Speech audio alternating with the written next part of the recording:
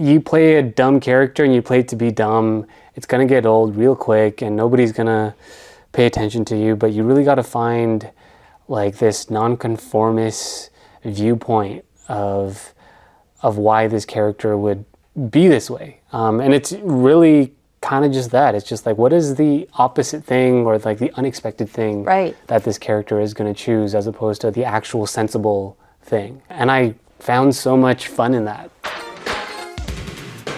Because you've done things like A Good Place, like Freakier Friday, where dance and acting has to come together. And like, what is it like when you were like, okay, I got to get these moves right, but also in character? Ooh, it's a whole other, it's like this whole thing. It's, I'm really bad at multitasking for one, but I say this over and over again, I would not be an actor if I wasn't a dancer first. Because being able to even just like pick up a cup or pick up a coffee pot and pour it in a coffee cup and say my lines, that's actually incredibly difficult to do it and make it feel natural. Sure. Natural, and like to be able to play off of people while doing that movement, it actually there's a lot to it. So again, I wouldn't be able to do that simple thing if I wasn't a dancer first and then if I didn't know my body like I do now. Yeah. Well, I want to talk a bit about the Freakier Friday scene where you are dancing sort of with Lindsay Lohan, sort of in front of Lindsay Lohan. But I am curious, like, that must be intimidating because it's like on The Good Place you're doing hip hop, which was kind of your background. Yes, And then in this, one, you're with like huge stars you probably grew up watching. Yeah, 100%. And two, you're embodying a Patrick Swayze move. Yeah. Tell me what that's like. I feel like that would be an incredible amount of pressure. Yeah, I mean, especially, you know, when the shirts just got tighter and tighter and the pants just started to shrink, you know, like I was like talking to our director Nisha, I was like, do we really need does the shirt need to be this tight? Like I'm already very uncomfortable and sweating a lot, but we made it work. And also, Nisha makes the set feel so much more comfortable. You know, she makes it feel safe, and you can be vulnerable because it's such a weird thing to do, to dance like Patrick Swayze, to try and be sexy or whatever in front of these. Behind the camera are a bunch of men, you know, and like these, you know, rough and tumble men that are probably watching me and just like, you just feel a lot of judgment sometimes. Sure. And it's not just necessarily your acting partner, right?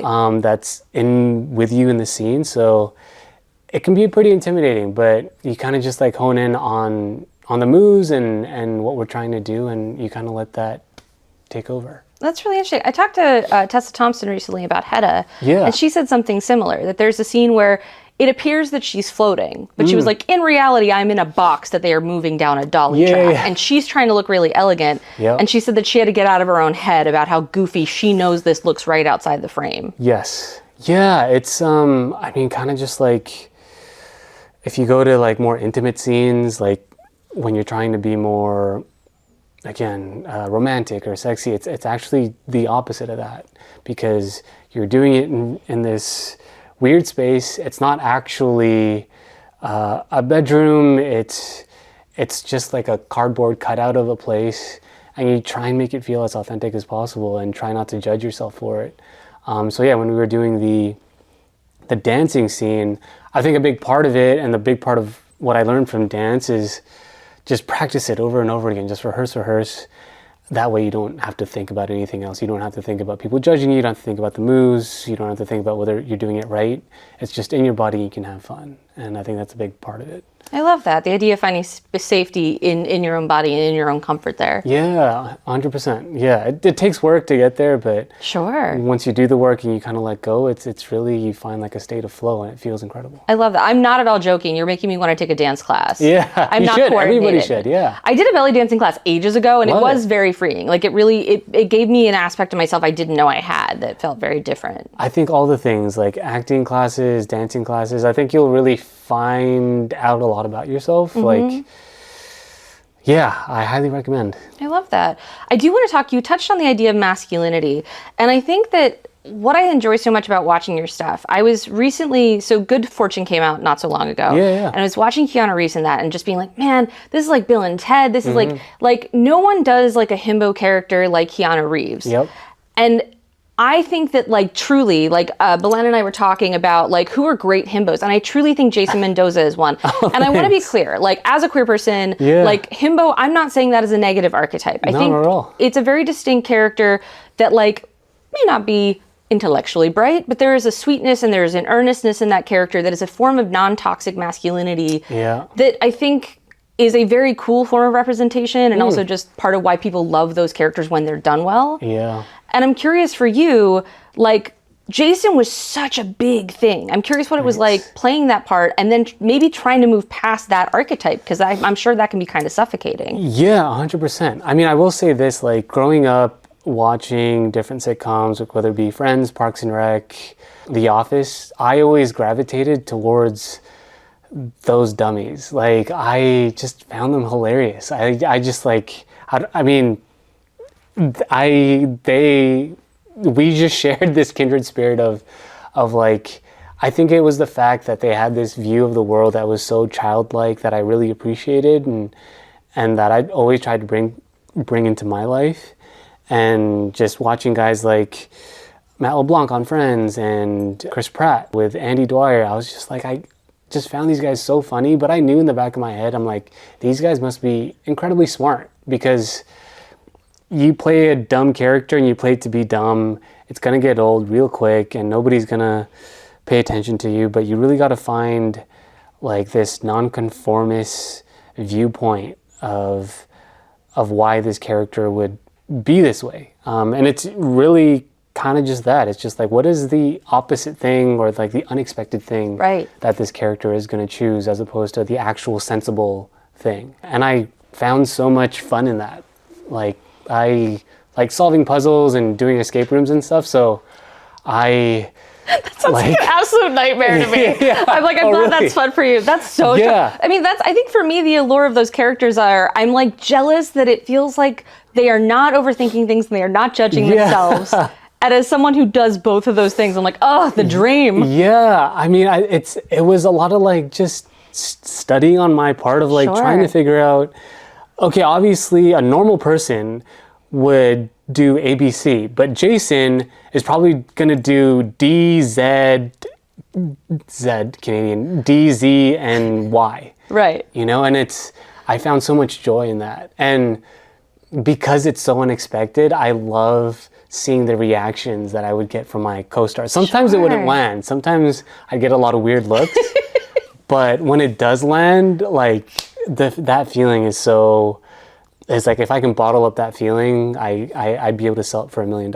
It's like getting that dance move right. Yeah, exactly. Oh man, that's so lovely to hear. I love the idea of sitting there and trying to imagine like, okay, Jason grew up in a place where he went to school in like a sunken bus in a swamp. Yep. Where do I go from there? Yes, he eats chicken wings at a gas station. It's like... This guy thinks this way. Like, he doesn't think like Barack Obama or anything like that. It's just, this is how Jason thinks. Yeah. I love that. Well, and then, so where did performing begin for you? Like, when you were a kid in Canada, what was something you looked at and was like, I want to do that? I mean, when I was a kid in Canada, I've always wanted to be like a Power Ranger. I think that was like kind of the thing, but I never thought I'd be an actor though. It was always going to be either sports or academics. Like I went to, I just studied, did the college degree thing, and never thought I'd be an actor. So the performing arts, the arts in general, it was never in my family. I ended up being the black sheep, and yeah, I really found it not until like much later, like probably not until like second year university. And how did you find it? It was through dance, actually. Yeah, a lot during that time there were a lot of those dance shows out, like So You Think You Can Dance, America's Best Dance Crew, and I just loved them. And I was like, I kind of want to do that too. So I luckily found a dance studio kind of nearby and took a class on a whim and did horribly. Could not do a single move to save my life, but I loved it. It was just like the one move that I got in that 1 hour class, for that split second, I just felt like I was in heaven, and I just kept chasing that feeling and followed it, and here we are. I love that. Yeah. I also think it's important to point out that, because I think a lot of people think like when people are a professional performer, that either they wanted to do it their whole lives or they did it and like everything clicked. Like that scene in Good Will Hunting is like, I could just play. And it's like, no, like most people are bad when they start a thing. And I think it is just getting over that hump a little bit. And I mean, I think if I didn't like it as much, or if I wasn't as passionate about it, I think I would have given up. But there was just something about it. I just also really loved music and dancing to music. And even though I was so bad at it, I just was having the best time. And it was also the first time that I actually chose something for myself. Like everything that I was doing up to that point, whether it be studying in university or the sports that I played, was always because, a friend did it, or my cousin did it, or an uncle showed me how to do this. But this is the first time that I actually chose to do something for myself. And I was like, I like this. I think I'm going to try this out for a bit longer. Yeah. Well, what was the moment you were like, oh, I think I'm going to move toward acting? So I wanted to be a professional dancer, and I checked out LA around 2012 to see what the scene was like, and I just saw like how much everybody else wanted it, and like the competition around wanting to be like a dancer for Justin Bieber or Usher or Justin Timberlake.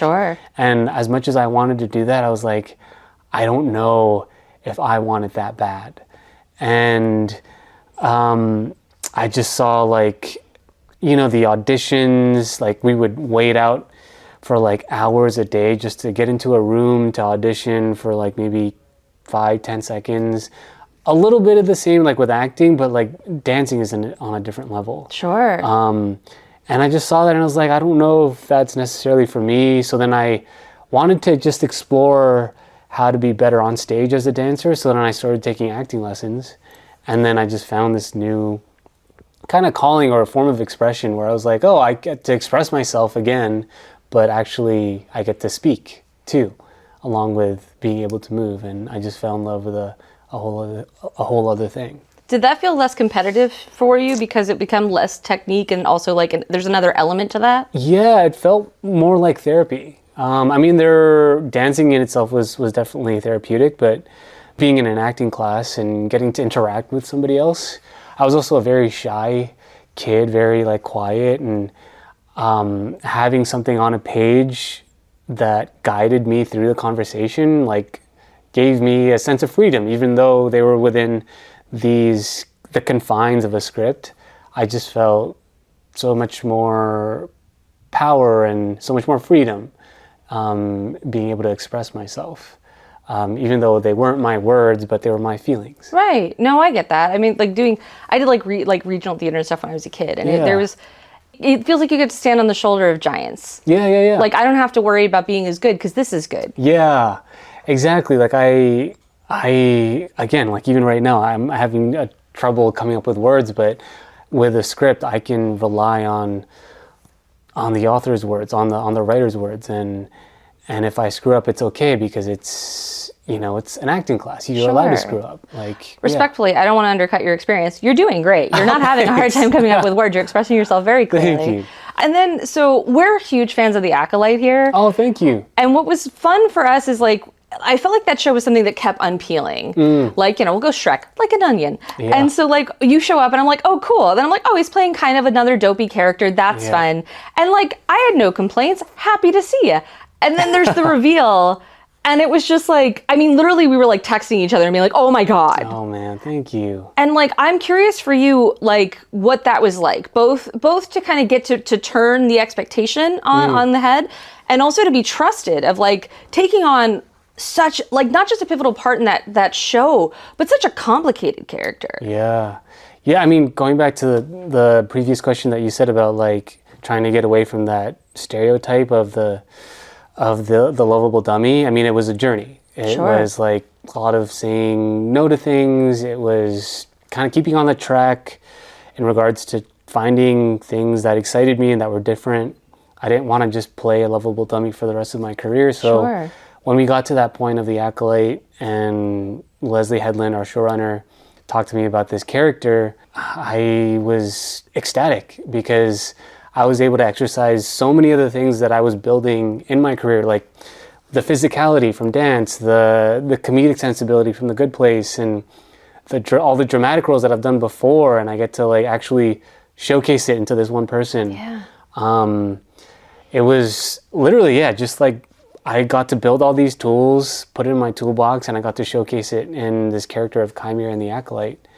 And you don't really get to do that often, especially in just one show. Sometimes you just play one side to a character, but this was very much a multifaceted character. He had a comedic side, a dark side, and a physical side, and I loved it. I don't know how I can top a role like that. Like I lived and breathed those 3 types of characters for 8 months in London, and I loved every minute of it. Well, I'm also curious, because you said before, like as a kid, you were like, I want to be a Power Ranger. Yeah. Like on that set, that feels pretty close to Power Ranger. Pretty close, yeah. Yeah, I also loved it too because, again, it goes back to being able to use my physical background. There would be days where I was in that stunt tent and I would just collapse in pain, and then I would start laughing because I was having so much fun. So I was like, they didn't know what was wrong with me, but I was fine. But yeah, I would literally just go onto my knees and I'd be like so tired and just in absolute pain from like all the soreness from all the workouts. But I would start laughing because this is exactly what I asked for. I love that. Was there a sense of being like, I've made it? To an extent. I mean, it was usually almost like, take this in, be present for every moment because this is going to go by so quickly. But the idea of like, oh, I made it, like I don't know if I ever find that feeling just because I'm so weary of it. Sure. I feel like if I ever say that, then I'm done.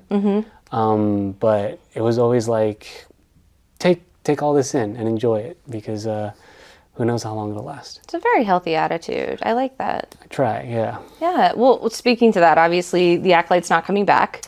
Yeah. You don't have to say you're devastated. I'll say I'm devastated. Oh, thank you. But I am curious. That must be really hard, especially because it felt like we were really starting to get to know your character. There were things in the final episode that seemed like it was really going to crack open and that season 2 was going to give us a lot more of you and what you were working in. So I'm curious for you, like, what was the experience of that? And like, how do you kind of process a loss of something that like doesn't get to happen? It's hard. Yeah. It's, I remember getting the call from Leslie. It was when we were shooting Freakier Friday. I was in my trailer and she broke the news that we weren't going to do a second season. And it's so heartbreaking because that not only means that I don't get to work on this character that I loved, but I don't get to see all these people that I love and worked with for the past 8 months. Like all the stunt guys, I don't get to see Amanda or Leslie anymore or get to hang out with them. And it's heartbreaking. That's why I'm glad that I reminded myself of just like taking every single moment because you really don't know if you're going to get another moment like this. And you know, you're mad, you're frustrated. I get mad, I get frustrated. You get all the feelings. But at the end of the day, I'm just incredibly proud of what we did. And then I get the love from the fans and from people out there. And it just reassures me that we did a pretty great thing. Well, speaking to the love of the fans, I'm curious, 1, how online are you? And 2, what has it been like? Because I know you go to conventions. Yeah. It's been incredible. I hope and wish that Leslie and Amanda also know how much the show is loved, and because the letters that I get, the words of affirmation that I get from so many people that are original Star Wars fans and also people that are just coming into the fan base because of The Acolyte is so validating. It just feels so great to hear. But yeah, again, doing those conventions or just hearing from people in general online that it really affected them and that they loved it is enough for me. I think going in, I was like, if at least one person enjoyed it, I'm great, I'm good to go. But it seemed like it was more than just one person, which is always great. because I'm also excited to explore so many other things in this industry, and I feel like I've only really started, to be honest. So we'll see.